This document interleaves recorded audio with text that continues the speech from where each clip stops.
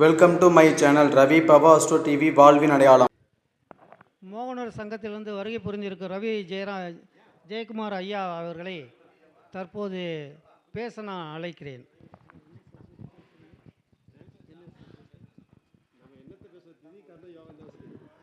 ஐயா, திதி கரணம் யோகத்தை பற்றி தெளிவாக இப்போது ரவி ஜெயக்குமார் ஐயா நமக்கு விளக்குவார். ஐயா பேசுங்க ஐயா.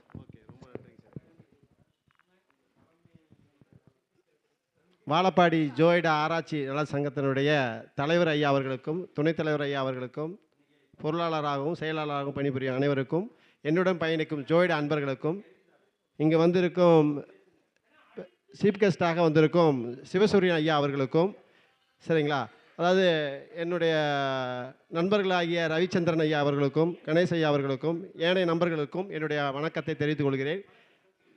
யாராவது ஒரு பேர் விட்டுறத யாரும் கோச்சிக்காதீங்க சரியா.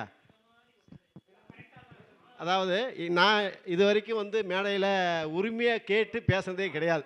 இன்றைக்கி தான் முறையாக நான் பேசுகிறேன் சார்னு கேட்டுட்டு உட்காந்து பேசுகிறேன் சரிங்களா. உண்மையாலுமே என்னுடைய பழக்கம் இது வரைக்கும் எங்கேயும் போய் கேட்டதே இல்லை. எப்போ வாய்ப்பு கொடுப்பாங்களோ அது வரைக்கும் காத்திருந்து அண்ணன் பேசுகிறதா பேசுவேன், இல்லைன்னா பேச மாட்டேன், விட்டு வந்துடுவேன். என்ன சார்? Okay, thank you sir. நான் திதி கர்ண யோகம் இந்த 3 விஷயத்தை பற்றி அதாவது ஒரு 7 வருஷ காலமாக சர்ச் பண்ணிக்கிட்டு இருக்கிறேன்.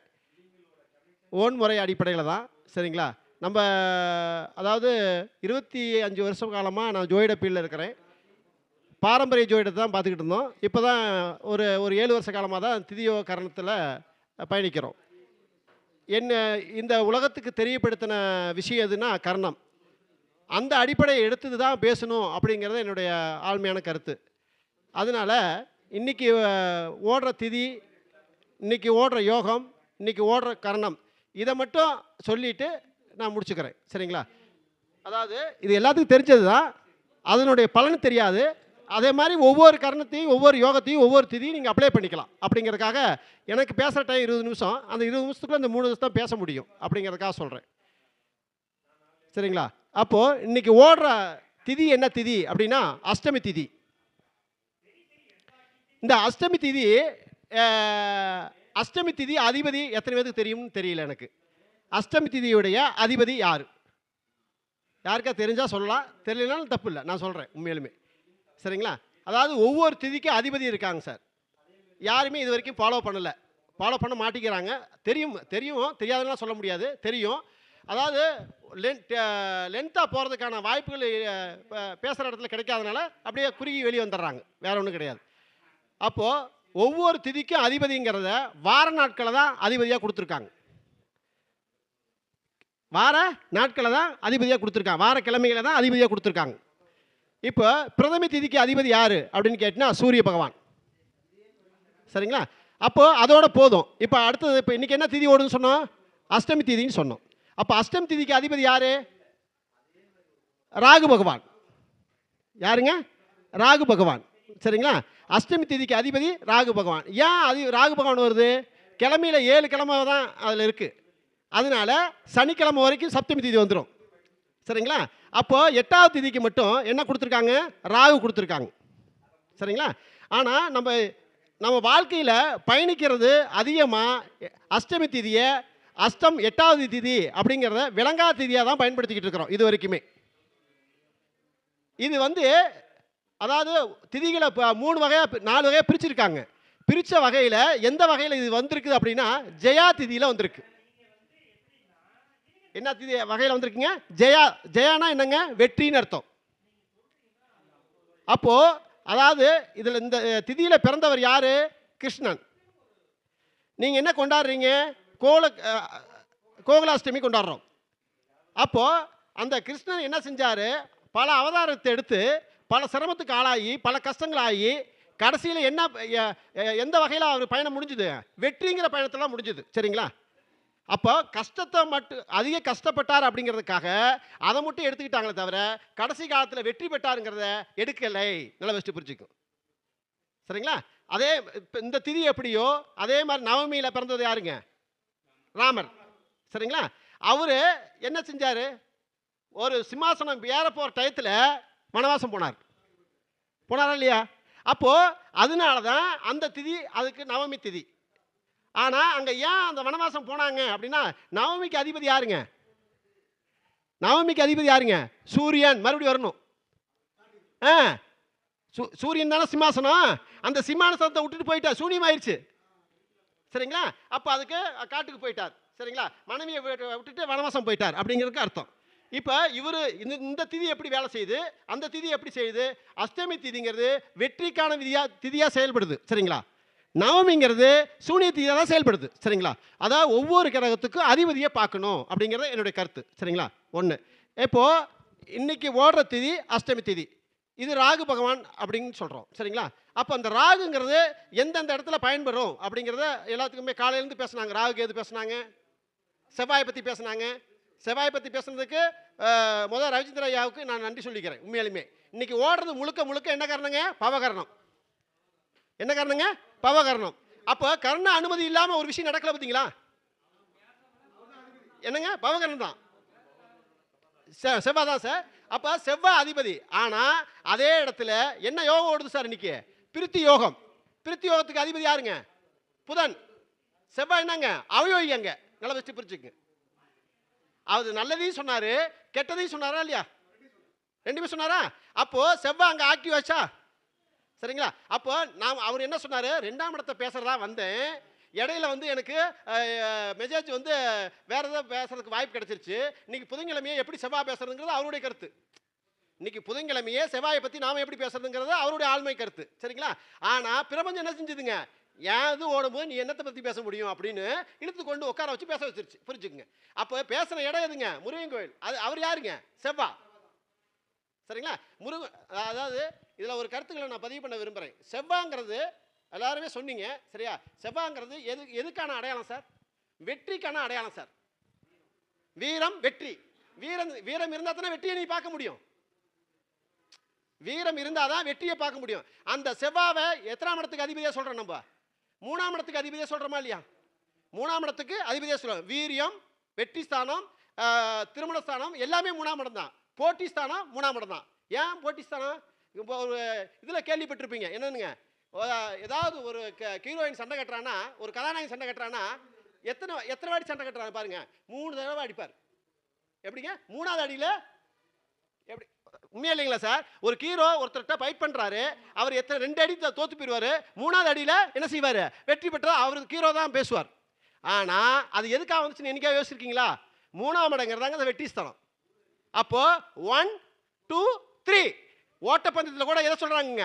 1 2 3 தான் சொல்கிறாங்க. நல்ல வச்சு புரிஞ்சுங்க. அப்போ 3ஆம் இடம் தானே முயற்சி ஸ்தானம், 3ஆம் இடம் தானே வெற்றி ஸ்தானம், 3ஆம் இடம் தானே எல்லாமே வீரம், எல்லா வெற்றி எல்லாமே அங்கே. அப்போ அந்த 3ஆம் இடம் தான் ஆயுள் ஸ்தானமே. புரிஞ்சுக்குங்க. சரிங்களா? 8க்கு 8ஆம் இடம் எதுங்க? 3ஆம் இடம் தானே. 8க்கு 8ஆம் இடம் 3ஆம் இடம். சரியா? பாவத்த முறையில் ஐயா சொன்னாருங்க. அந்த பாவத்த முறையில் முதல் கண்டுபிடிச்ச விஷயம் இது நான் கண்டுபிடிச்சேன். சரிங்களா? 8க்கு 8ஆம் இடம் 3ஆம் இடம். 3ஆம் இடம் ஆயுள் ஸ்தானம். சரிங்களா? அப்போ செவ்வாங்கிறது வீரியக்காரன் அங்கே இருக்கிறாரா? இப்போ இதே செவ்வாய் இந்த யோகத்தில் என்ன செய்யுங்க? பிரித்தி யோகத்தை பேசிக்கிட்டு இருந்தோம். அந்த பிரித்தி யோகத்தில் செவ்வாய் அவயோகியாகவும் புதன் யோகியாகவும் இருக்கிறாங்க. சரிங்களா? அந்த ஜாதகர் பிரித்தி யோகத்தில் பிறக்கிறான்னு வச்சுக்கோங்க, பெண்கள் சப்போர்ட் அதிகமாக கிடைக்கும். பெண்கள் வச்சு தொழில் செஞ்சாருன்னா சிறப்பாக இருப்பார். நல்லா ஃபஸ்ட்டு புரிஞ்சுக்கோங்க. பிரித்தி யோகத்தில் பிறந்தா, பிரித்தினா என்னங்க? பிரித்தி யோகம் எதில் சார் உதயமாகுது? சொல்லுங்கள் சார் ஆராய்ச்சி. பிரித்தி யோகம் எதில் உதயமாகுது? பிரித்தி யோகம் எதில் உதயமாகுது? அதாவது சுக்கிரனில் உதயமாகுது. சரிங்களா? எதில் உதயமாகுது சார்? சுக்கிரனில். அப்போது அது எதில்? பரணியில் உதயமாகுது. பிரித்தி யோகம் உதயமாகிறது பரணியில் தான் உதயமாகுது. சரிங்களா? அப்போ பரணியில் உதயமாகி அதுக்கு இந்த பரணி நட்சத்திரங்கள் சுக்கிரனா? சுக்கிரனுக்கு கர்மவினை யார் சார்? சுக்கிரனுக்கு கர்மவினை. கர்மவினை என்ன சொல்லணும் தெரியுமா? தாராபலம் இருக்கிற 8வது நட்சத்திரம் தான் கர்மவினை நட்சத்திரம். எழுதி வச்சுக்கோங்க. புதன். அப்போ புதன் தான் கர்மவினை. அந்த புதன் தான் யோகியா வருவாருங்க. புதன் தான் என்ன வருவாருங்க? யோகியா வருவார். புதன் யோகியாவும் செவ்வாய் அவயோகியாவும் வருவாங்க. அப்போ செவ்வாயோடைய அடிப்படையில் இருக்கிற காரணம் மூலம் இவருக்கு பாதகமாக நடக்கும். அப்போ சகோதர பிரச்சனை இருக்கும். யாருக்கு? பிரித்தி யோகத்தில் பிறந்தவங்களுக்கு செவ்வாயோடைய சகோதர பிரச்சனை இருக்கும், சொத்து பிரச்சனை இருக்கும். சரிங்களா? அதே மாதிரி ட்ரீட்மெண்ட் ஏதோ விஷயம் நடக்கும். இல்லை சகோதரர் ஊனமாக இருப்பார். சகோதரர் ஊனமாக இருப்பாங்க. இந்த மாதிரி விஷயம்லாம் கொடுக்கும். யாருங்க? பிரித்தி யோகத்தில். இவர் வந்து நல்லா கணிதம் படிச்சிருப்பார். சரிங்களா? நல்லா கணிதம் படிச்சிருப்பார். சரிங்களா? ஆனால் நல்ல ஒரு கணக்காளர் இருப்பார். ஆனால் இவர் எந்த பீல்டில் வேலை பார்ப்பாருங்க? ஒன்று ஜோயிட பீடு, இல்லை வக்கீல் பீடு, இல்லைன்னா செவ்வாயோட காரத்து பீடு. சரிங்களா? இந்த 3 பீல்டில் தான் வேலை பார்ப்பார். சரிங்களா? இப்போ இந்த யோகம் இதெல்லாம் வேலை செய்யுது. இதே புதன் யோகியா இருந்து, புதன் யோகியா இருக்குது, அது இல்லை பிரித்தியில் புதன் தானே யோகின்னு சொல்கிறோம். புதன் நட்சத்திரத்தில் யாராவது ஒரு குழந்தை பிறந்துட்டாங்கன்னா இவர் அடுத்த லெவலுக்கு போக போகிறான்னு அர்த்தம். எப்படிங்க? அடுத்த முன்னேற்றத்துக்கு நீ எங்கேயும் போய் தொலை வேண்டியதில்லை. அவர் யோகி நட்சத்திரத்தில் ஒரு குழந்தை பிறந்திருக்குதா அப்படின்னாவே அவர் யோகத்தை அனுபவிக்க போகிறான்னு அர்த்தம். புதன் நட்சத்திரத்தில் பிரித்தி யோகத்தில் பிறக்கணும்னு அவசியம் இல்லை. அவர் பிறக்கிற குழந்தை புதன் யோகி தானே இருக்கு. புதன் யோகினா புதனுடைய நட்சத்திரம் எதுங்க? ஆயில்யம், கேட்டை, ரேவதி. இந்த 3 நட்சத்திரத்தில் ஒரு நட்சத்திரத்தில் அவர் குழந்தைங்களாவோ ஒரு மனைவியாவோ வீட்டுக்கு பக்கத்தில் உறவுகாரங்களோ வந்துட்டாங்கன்னா நிச்சயமாக இவருக்கு டெவலப். அதே அவயோகி நட்சத்திரத்தில் அதே மாதிரி கம்பல்சரி இதில் ஒரு ஏதாவது நட்சத்திரம் பிறப்பாங்க, அதையும் எழுதி வச்சுக்கோங்க. சரிங்களா? அதே மாதிரி செவ்வாய் நட்சத்திரத்தில் அவர் குழந்தைங்க பிறந்தான்னு வச்சுக்கோங்க. அப்போ அவர் வாழ்க்கையில் என்னது பின்னேற்றத்தை சந்திக்க போகிறான்னு அர்த்தம். அதுக்காக பிறக்காமல் இருக்க முடியாது. அந்த விஷயத்துலையும் இருக்கும், நல்லதும் இருக்கும் கெட்டதும் இருக்கும். அப்போ செவ்வாய் நட்சத்திரத்தில் கூட்டாளி பிறந்தானா பிறப்பாங்க. அப்போ செவ்வாய் நட்சத்திரம் எது? மிருகசீடம், சித்திரை, அவிட்டம். இது 3 செவ்வாயுடைய நட்சத்திரம். இந்த செவ்வாய் நட்சத்திரத்திலையும் குழந்தை பிறக்கலாம், புதன் யோகி நட்சத்திரத்திலையும் குழந்தை பிறக்கலாம். புதன் யோகி நட்சத்திரத்தில் குழந்தை பிறந்தா இந்த ஜாதகர் நல்ல டெவலப்பாக வளர்ப்புறன்னு அர்த்தம். சரிங்களா? வளர்ச்சி வரப்போகுதுன்னு அர்த்தம். செவ்வாய் நட்சத்திரத்தில் பிறந்து சரிங்களா அப்படி இருந்தால் அவங்க ஏதாவது ஒரு கீழ் நோக்கி வர்றதுக்கான வாய்ப்பு இருக்குன்னு அர்த்தம். டவுன் ஆகிறது. சரிங்களா? அந்த மாதிரி விஷயத்தை கொடுக்கும். இந்த 2 விஷயத்தை வச்சு முதல் முடிவு நீங்கள் எடுத்துக்கலாம் அப்படிங்கிற ஒரு விஷயம். சரிங்களா? அப்போது அந்த யோகிங்கிற அடிப்படையில் இந்த புதனை கொண்டு வர்றீங்கன்னா இந்த புதன் வந்து எந்த ராசியில் நிற்கிதோ, புதன் வந்து ஜாதகத்தில் எந்த ராசியில் நிற்கிதோ, புதன் யோகியாக இருந்து எந்த இதில் நிற்கிதோ அது மூலம் அவருக்கு யோகம் அடையும். அந்த ராசி லக்கணத்துக்கு எத்தனாம் இடம்னு பாருங்க. 7ஆம் இடம் இருந்தால் மனைவி மூலம் தான் யோகம். சரிங்களா? 2ஆம் இடம் தான் வருமானத்து மூலம் யோகம். நல்ல பெஸ்ட் புரிஞ்சுங்க. எந்த இடத்துல யோகம் உங்களுக்கு ஒவ்வொருத்தருக்கும் யோகம்னு ஒருத்தர் இருப்பாருங்க இல்லைங்க, யோகின்னு ஒருத்தர் இருப்பார் இல்லைங்க. அந்த யோகி உங்கள் லக்கணத்தில் எத்தனாம் இடத்துல நிற்கிதோ அந்த காலத்தை உங்களுக்கு பாதிக்கப்பட்டால் என்ன விதம்னு கேளுங்க, சரியா இருக்கும். கண்டிப்பாக சூப்பராக இருக்கும். அதே மாதிரி அவயோகி கிரகம் எங்கே போய் நிற்கிதோ அந்த கிரகத்தினால அவயோகத்தை நீங்கள் அனுபவிச்சாக வேண்டும். அப்போ அதுக்கு பரிகாரம் மற்ற விஷயங்கள் நீங்கள் எடுத்துக்கோங்க. இல்லை அதில் வந்து தூரத்தில் போங்க. இப்போ ஒரு 4ஆம் இடத்துல இருக்குன்னு வச்சுக்கோங்க. 4ஆம் இடங்கிறது என்னது? வண்டி வாங்கினா அமையாது. அவயோகி உட்காந்துட்டா 4ஆம் இடத்துல என்னது? வண்டி வாங்கினா அமையாது. அம்மாவுடைய செல்வாக்கு உடல்நிலை சரி இருக்காது. சரிங்களா? அதே மாதிரி சுகம், சந்தோஷம், உடல்நிலை, நம்ம உடல்நிலை சரி இருக்காது. இந்த மாதிரி விஷயங்கள் கொடுக்கும். ஏதோ ஒரு காரணத்தில் பாதிக்கப்படும் போது நிச்சயமாக அந்த இடத்துல இருந்து வெளியே போகணும். அம்மா எந்த இடத்துல இருக்காங்களோ, எந்த ஊரில் இருக்காங்களோ அந்த அம்மாவோட நினைவில் இல்லாமல் வேறு இடத்துக்கு போகணும். பயிற்சி பண்ணணும். சரிங்களா? இடப்பயிற்சி பண்ணணும். பண்ணால் அந்த அவயவத்தை சந்திக்காமல் பார்த்துக்கலாம் அப்படிங்கிற அர்த்தம் உண்டுங்க. சரிங்களா? அப்போ புதன் யோகி எந்த வீட்டில் இருக்குதோ அந்த வீட்டினுடைய அனுபவத்தை எடுத்து சொல்லி பாருங்க, அட்டகாசமாக அவங்களுக்கு பதில் பளிக்கும் அப்படிங்கிற அர்த்தம் உண்டு. ஆனால் இந்த யோகத்தை மட்டும் சொல்லியிருக்கேன். உங்களுக்கு என்னென்ன யோகம் வருதோ, என்னென்ன அதிபதி இருக்காங்களோ அதை பார்த்துட்டு பாவயோகம் எது, அவயோகம் எது, நல்லது சுபயோகம் எதுன்னு பார்த்துட்டு சொல்லுங்கள், சிறப்பாக இருக்கும். சரிங்களா? அதே மாதிரி இன்னைக்கு ஓடுற கரணம் பவகரணம். சரிங்களா? பவகரணம்னா என்ன அப்படின்னா, பாவம்னா சிங்கம்னு அர்த்தம். பாவம்னா சிங்கம்னு அர்த்தம். இப்போ கர்ணத்தில் வந்து எத்தனை கர்ணம் இருக்குது? 11 கர்ணம் இருக்குங்க. இந்த 11 கர்ணத்தில் பவகர்ணங்கிறது செவ்வாயாக இருக்கிறனால செவ்வாய் தான் அதிபதினு நம்ம சொல்லிட்டு இருக்கிறோம். ஒவ்வொரு கர்ணத்துக்கும் 2 அதிபதிகள் இருக்காங்க சார். ஒவ்வொரு கர்ணத்துக்கும் 2 அதிபதிகள் இருக்காங்க. அந்த அடிப்படையில் இங்கே யார் அதிபதியாக வராங்க? செவ்வாய் அதிபதியாக வருது, சூரியன் அதிபதியாக வருது. சரிங்களா? அப்போது செவ்வாயும் சூரியன் வரதுனால செவ்வாயை பற்றி ஃபஸ்ட்டு நான் பேசிடுறேன். ஒரு விஷயம் காலையில் ஐயா வரும்போது நாங்கள் பேசிட்டு வந்தோம். அப்போ கேட்டார், நான் அப்போ சொல்லலை. அந்த பதிவு இப்போ சொல்லணும்னு எனக்கு ஒரு விருப்பம், அதனால் சொல்கிறேன். அதாவது உபஜயஸ்தானம்னு இருக்குல்லங்க, அந்த உபஜயஸ்தானம் எந்த இடத்துக்கு உபஜயஸ்தானம் கொடுத்துருக்காங்க, ஏன் கொடுத்துருக்காங்க? சரிங்களா? உபஜயஸ்தானம்னு எங்கே கொடுத்துருக்காங்க, எந்த இடத்த கொடுத்துருக்காங்க? எல்லாத்துக்கும் சோசியல் நம்மளுக்கு தெரியும். எந்த இடத்த கொடுத்துருக்காங்க சார்? 3, 6, 10, 11. சரிங்களா? ஏன் கொடுத்துருக்கான்னு யாருக்கா தெரியுமா? தெரிஞ்ச சந்தோஷம் தான் உண்மையில். சரிங்களா? அதில் ஒரு நம்மளுக்கு தெரியுதே அப்படிங்கிற ஒரு சந்தோஷம் தான், வேற ஒன்றும் கிடையாது. சரிங்களா? அதாவது யாருக்கா தெரிஞ்சிருந்தா சொல்லலாம், தப்பு இல்லை. 3 என்னங்க அது பதில் சார். ஏன் உருவாச்சு? உபஜயஸ்தானம் அப்படின்னு கொடுத்துருக்காங்களேங்க. முதல்ல சொன்னாங்களேங்க, செவ்வாய் என்ன சொன்னாங்க? வெற்றிக்கான அடையாளம்னு சொன்னோமா, வீரத்துக்கான அடையாளம்னு சொன்னோமா, முயற்சிக்கான அடையாளம்னு சொன்னோமா. அந்த சொல்ல 4 வீட்லையுமே செவ்வாய் நட்சத்திரம் இருக்கும் சார். நான் இந்த சொன்ன உபசயஸ்தானம் சொன்ன பார்த்தீங்களா, இந்த 4 வீட்லையும் பாருங்க செவ்வாய் நட்சத்திரம் பயணம் பண்ணும். 3வது வீடு எதுங்க? மிதுனம். அதில் மிருகசீரிஷ நட்சத்திரம் இருக்கா? 6வது வீடு எதுங்க? கன்னி. கன்னியில் சித்திரை நட்சத்திரம் இருக்கா? Right, okay. அடுத்தது மகரம். மகர வீட்டில் என்ன? அவிட்டம் இருக்கா?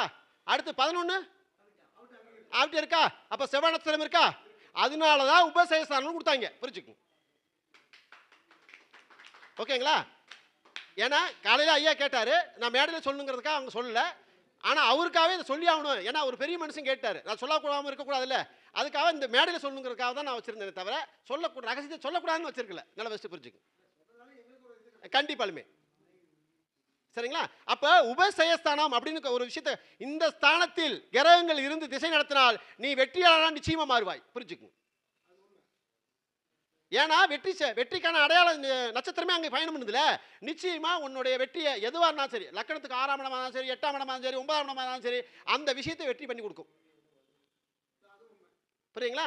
அந்த மாதிரி விஷயத்தை அது கொடுக்கும். அப்போ கரண்ட் என்னங்க, எந்த நீ 8ஆம் இடம் வீணா போச்சுன்னு சொல்லுவீங்களே, 6ஆம் இடம் வீணா போச்சு, 12ஆம் இடம் வீணா போச்சுன்னு சொல்லுவீங்களே, இந்த அதில் இருக்கிற 6ஆம் இடம் தான் இங்கே வந்து என்ன வந்திருக்குங்க, உபசயஸ்தானமாக வந்திருக்குது. அதனால மறைவு ஸ்தானங்கிற பதில் இங்கே எடுபடாதுன்னு நான் சொல்கிறேன். ஆமாம், 3, 6, 10, 11. ஆஹா, நான் சொல்கிறது இந்த 3, 6, 10, 11 மட்டும் ஒரு கிரகம் இருந்து திசை நடத்தினா அது உபசயஸ்தானத்தை பவரை கொடுக்கும்ங்கிறேன். புரிஞ்சுக்குங்க. 11 10, 11 திசை நடத்தினால் அந்த ஜெயத்துக்கான அறிகுறியா அவர் காட்டியே தீரும். ஆமாம் சார், ஆமாங்க, கண்டிப்பாலுமே அதைத்தான் சொல்கிறேன். சரிங்களா? அதுக்கான முயற்சி. அப்போ 3ஆம் இடம் எப்படி இப்போ கர்ணம்னு சொல்கிறோம்லங்க, அப்போ அது ஏன் செவ்வாயை கொண்டு வச்சாங்க அதான் கவனிக்கணும். இப்போ பவகரணத்துக்கு ஏங்க செவ்வாயை வச்சா? செவ்வாயே தேவையில்லைங்க. செவ்வாயை கொடுத்துருக்காங்களா இல்லையா? நீ பவகரணம் செவ்வாய் தான் சொல்கிறீங்க, ஆனால் சூரியன் தான் அதுக்கு அதிபதி, முழு அதிபதி. சிம்மத்துக்கு வீடு எதுங்க? சூரியன் தானே. நீ ஏன் சிம்மத்தை விலங்கு கொடுத்துவிட்டு செவ்வாயை கரகத்தை கொடுக்குற? அதுக்கு ஒரு அர்த்தம்லாம் கொடுக்கல. நல்ல பஸ்ட்டு புரிஞ்சுங்க. ஏன்னா ஒரு பொருளுடைய வேகம், சிங்கங்கிறது ரைட்டு சூரியன், சிங்கங்கிறது சூரியன். அது புகழுக்கான கிரகமா இல்லையா? சூரியன் எதுக்கான கிரகம் சார்? புகழுக்கான கிரகம். அது புகழை தேடி போகும். எந்த விஷயமா இருந்தாலும் புகழ் அடையிறதுக்காக என்ன வேணா செய்யும். சரிங்களா? அதே மாதிரி சிங்கத்துக்கிட்ட 2 குணமும் இருக்கு. அது கடிச்சு குதறதுக்கு பேர் செவ்வா. கடிச்சு குதறதுக்கு பேர் செவ்வா. சரிங்களா? ஆமாங்க. அதே மாதிரி அதாவது விலங்குகள்லேயே சிறப்பான பேர் யாருக்கு உண்டு? காட்டுக்கு ராஜான்னு பேர் யாருக்கு கொடுத்துருக்காங்க அப்படின்னு பார்க்குறப்ப யார் கொடுத்துருக்காங்க? சிங்கத்துக்கு தான். ஏன் கொடுத்தாங்க சார்? இதில் ஒரு விஷயம் இருக்கு. ரைட்டுங்க. அப்போது நீங்கள் அந்த வேட்டையாடுற பவரத்தை நீ கொடுத்துருக்குறீங்க. நான் என்ன சொல்கிறேன், அதாவது காட்டுக்கு ராஜான்னு சொல்கிறாங்களேங்க. இப்போ அதாவது இது இந்த விலங்கு வந்து புலியோட வேகம் கிடையாது, புலியோட வேகம் கிடையாது. சரிங்களா? நரியோட தந்திரம் கிடையாது. புலியோடங்கிற சிறுத்தையோட வச்சுங்க, சிறுத்தை தான் கொஞ்சம் ரொம்ப வேகமாக போகும், சிறுத்தையோட வேகம் கிடையாது. சரிங்களா? அதே மாதிரி நரியோட தந்திரம் கிடையாது. சரிங்களா? இப்போ அப்படி ஒரு பவர் இருக்கும்போது யானையோட பலம் கிடையாது, யானையோடைய பலம் கிடையாது. அப்படி இருக்கும்போது ஏன் இவரை காட்டுக்கு ராஜான்னு வச்சாங்க அப்படின்னா, அதாவது எந்த ஒரு சண்டைக்கு போனாலும் பின்வாங்காத குணம் அதுகிட்ட இருக்கும். அதாவது பெரிய பெரிய மிருகத்தோட போட்டு சண்டை கட்டினாலும் அது என்ன செய்ய, அந்த விஷயத்திலிருந்து பின்வாங்காது. சரிங்களா? பின்வாங்காம தன்னுடைய செயல்பாடில் நம்ம இறந்தாலும் பரவாயில்ல, அதாவது என்னது, அது எடுக்கிற முன் வச்ச காலை பின் வைக்காது. அதனால தான் காட்டுக்கு ராஜான்னு பேர் கொடுத்தாங்க. யாருக்கு? சிங்கத்துக்கு. சரிங்களா? இந்த பவகரணங்கிறதுனால முன்னாடியே ஒரு வாட்டி பதிவு பண்ணியிருக்கிறேன், இருந்தாலும் இப்போ வந்தவங்க புதுசாக இருக்கிறனால இதை மீண்டும் பதிவு பண்ணுறேன். சரிங்களா? அப்போது சூரியன் கொடுத்ததுக்கு காரணம், காட்டுக்கு ராஜாங்கிற கிரகம் எதுங்க? சூரியன் தான். கிரகத்துக்கெல்லாம் அதிபதி யாருங்க? சூரியன் தான். அந்த சூரியன் அங்கே இயங்குது. அதனால தான் சூரியன் அதிபதியாகவும் செவ்வாய் அதிபதியாகவும் கொடுத்துருக்காங்க. சூரியன் அதிபதி நான் கொடுக்கலைங்க. சரிங்களா? வராகினர் காலத்தில் பயன்படுத்துகிற சாஸ்திர முறைப்படி என்ன செஞ்சாங்க? சூரியனை தான் அதிபதியாக கொடுத்து பண்ணியிருக்காங்க. நடைமுறையில் வந்த ஜோதிடர்கள் எல்லாம் செவ்வாய் அதிபதியாக வச்சு பயன்படுத்திட்டாங்க, அவ்வளோதான். ஆனால் 2 விஷயமும் பொருந்துதாங்க. 2 விஷயமே பொருந்துது. அப்போ அந்த விஷயங்கள் வந்து நம்ம செயல்பாடை எப்படி எப்படி அப்ளை பண்ணணும். இப்போ நட்சத்திரம் இன்னைக்கு என்ன நட்சத்திரம் ஓடும் சார்? கேட்ட நட்சத்திரம். இப்போ இங்க வந்திருக்கிறவங்கலாம் எடுத்து பாருங்க, உங்களுக்கே தெரியும். அந்த கேட்ட நட்சத்திரத்துக்கு எழுத்து கொடுத்துப்பாங்களா முதல் எழுத்துல? அந்த பேர் உள்ளவங்கள அந்த அந்த எழுத்து ஸ்டார்ட் பண்றவங்க, இல்லையா பவகணத்துல ஸ்டார்ட் பண்றவங்க, அல்லது யோகத்துல ஸ்டார்ட் பண்றவங்க தான் வந்திருப்பாங்க. இந்த 3 விஷயத்துல முதல் எழுத்துல ஸ்டார்ட் பண்றவங்க தான் வந்திருப்பாங்க. சரிங்களா? இப்போ அவர் வந்து இப்போ இன்னைக்கு என்ன செவ்வாய் தான் வேகமா செவ்வாய் நட்சத்திரத்தில் எனக்கு சித்திரை நட்சத்திரம் வரும். பேருக்கு என்ன வருங்க? சித்திரை நட்சத்திரம் வரும். சரிங்களா? சித்திரைன்னா செவ்வாவா? அவர் ரவிச்சந்திரன் சித்திரை நட்சத்திரம் தானே வரும். சரிங்களா? ஆனால் நட்சத்திரம் பிறந்த நட்சத்திரம் வேறையா இருக்கும் சார். ஆனால் பேப்போராரின்னு ஒரு எழுத்து கொடுப்பாங்களா இல்லையா? அது எதுக்கு கொடுப்பாங்க? சித்திரை நட்சத்திரத்துக்கு தானே கொடுப்பாங்க. எழுத்து முன் எழுத்து கொடுப்பாங்களேங்க. அந்த எழுத்தை அப்ளை பண்ணி பாருங்க, எல்லாமே இதுக்குள்ள தான் வந்திருப்பீங்க. உண்மையா இல்லையா? இல்லைங்க, உண்மையா நீங்க ஒரு என்ன செய்யணுமோ அதை செய்யுங்க சார். என்னங்க? புரியுதுங்களா? பாருங்க எவ்வளோ தத்ரூபமாக வேலை செய்து பாருங்க. சூப்பர். சரிங்களா? இது மாதிரி விஷயங்கள் இருக்குங்க. இப்போ இன்னொன்று சொல்ற, அஷ்டமி திதிக்கு அதிபதி யார் ராகுன்னு சொன்னா திருதி யோகத்தில் இருக்கிறவங்களும் வந்திருப்பீங்க. இங்கே என்னவங்க? திருதி யோகம். சூப்பர். சரிங்களா? நான் திருதி யோகம், அவர் சாரும் திருதி யோகம். அப்போ அங்கே அப்போ திதியும் ஆக்டிவ் ஆயிடுச்சா? திதியும் ஆக்டிவ் ஆகும். திருதி ஐயா திருதி யோகம் பார்த்துட்டு. சரிங்களா? அப்போ திதியும் ஆக்டிவ் ஆகும் சார், நட்சத்திரமும் ஆக்டிவ் ஆகும் சார், யோகமும் ஆக்டிவ் ஆகும் சார். இந்த 3 விஷயம் சம்பந்தம் இல்லாமல் இன்னைக்கு வந்திருக்கு. ஆனால் நமக்கு தெரியாமல் இருக்கலாம். அந்த 3 விஷயம் சம்பந்தோட தான் அனைவரும் வந்திருப்போம். ஒரு இடத்துல இன்னைக்கு இத்தனை பேர் சேர்ந்துருக்கிறோம் அப்படின்னா, இந்த பேச்சு கேட்கறதுக்கு இத்தனை பேர் இருக்கிறோம் அப்படின்னா, அவங்களுக்கு இதில் சம்பந்தம் இருக்கிறதுனால மட்டுமே இந்த விஷயத்தை கேட்க முடியும். ஆமாங்க, சித்திரை தான். அவன் தாங்க ரவிராஜன் வந்துருச்சுல, சித்திரை தானே வரும். என்னங்க? வந்துருச்சுல சார். என்னங்க? ராகு யோகி. சரிங்களா? சூப்பரா. அப்போ இந்த மாதிரி விஷயங்கள் ஒரு ராகு யோகியாவோ, சரிங்களா, அதாவது இப்போ அஷ்டமி திதிக்கு அதிபதி ராகுன்னு சொல்லிட்டேன். சரிங்களா? அந்த மாதிரி விஷயங்கள் ஒரு விஷயத்தில் அது வந்துடும். சரிங்களா? அப்போ சித்திரை நட்சத்திரத்தில் உள்ள எழுத்துலையும் வந்துருவாங்க. சரிங்களா? சித்திரைக்கு சி வருதுல்ல, அந்த இடத்துலையும் வந்துருவாங்க. அப்போ எல்லா விஷயமும் கனெக்ட் ஆகாமல் ஒரு விஷயம் வராது சார். ஆனால் எதுன்னு தனித்தனியாக பார்க்கும்போது ஒவ்வொரு விஷயம் ஒவ்வொரு இடத்துல ஜெயிக்கும் சார். ஓகே, நான் இந்த இடத்துல ஜெயிச்சிட்டின்னு முடிவு பண்ணி இந்த உரைக்கு பேச வாய்ப்பளித்த பாலப்பாடி சங்கத்துக்கு நன்றி சொல்லி விடைபெறுகிறேன். நன்றி, வணக்கம். Okay, super sir. தேங்க்யூ. ஐயா மோகனூர் ஜெயக்குமார் ஐயாவுக்கு நம்மளது மனப்பூர்வமான நன்றியை தெரிவிச்சுக்கிறோம் சங்கத்தின் சார்பாக. ஐயா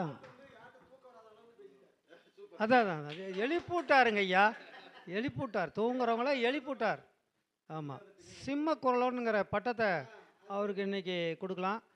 அடுத்தது வந்து அவரை பாராட்டி நமது ரவிச்சந்திரன் ஐயா வந்து சால்வை போற்றி பொன்னாடை போர்த்தி வாழ்த்துவார். வாங்க ஐயா. இன்னைக்கு ரவிங்கிற பேர் அதிகமாக இருக்குது. சூரியனுடைய இதில்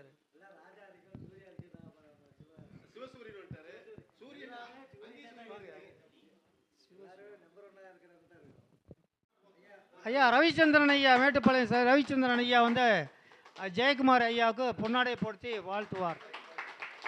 நன்றாக கைத்தட்டவும்.